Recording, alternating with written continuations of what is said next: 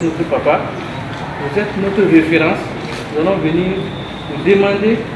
Suite à sa nomination le 13 juillet dernier et à sa prise de fonction le 4 août 2022, le président de la délégation spéciale de la commune de Ouagadougou et les autres membres du bureau, ainsi que les présidents des délégations des 12 arrondissements, ont été reçus dans la cour royale du Moro-Naba pour, je cite, recevoir les bénédictions de leurs hôtes et partant solliciter ses conseils pour mener à bien les missions à eux confiées afin de mieux répondre aux attentes des populations.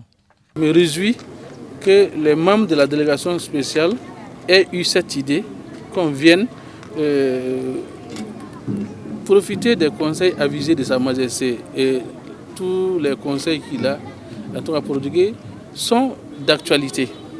Et les recommandations qu'il a faites également sont des recommandations d'actualité. Il a parlé tantôt de la saison hivernale où il y aura des inondations. Il y a eu des dégâts de par le passé.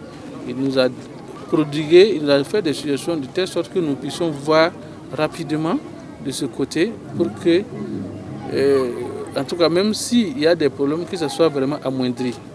Il a aussi dit prodiguer des conseils dans le sens de la cohésion, d'abord entre les membres des délégations spéciales, et la solidarité, de privilégier l'intérêt général. C'est dans cette seule condition que nous puissions, en tout cas au soir du bilan, dire qu'on a fait quelque chose de bien pour nos différentes communautés. Il a vraiment insisté sur la cohésion et privilégier l'intérêt général, le dialogue entre les membres. Et nous sortons de cette audience très satisfaits, parce que c'est tout ce que nous attendions d'une personnalité morale comme Sa Majesté le Moro-Naba Bangogo. À ceci s'ajoute la sagesse et le discernement dont il doit faire preuve pour gérer avec délicatesse tout ce qui a trait au foncier. Satisfait alors de cette visite fructueuse, cet averti de l'administration publique repart confiant pour entamer les nouveaux chantiers.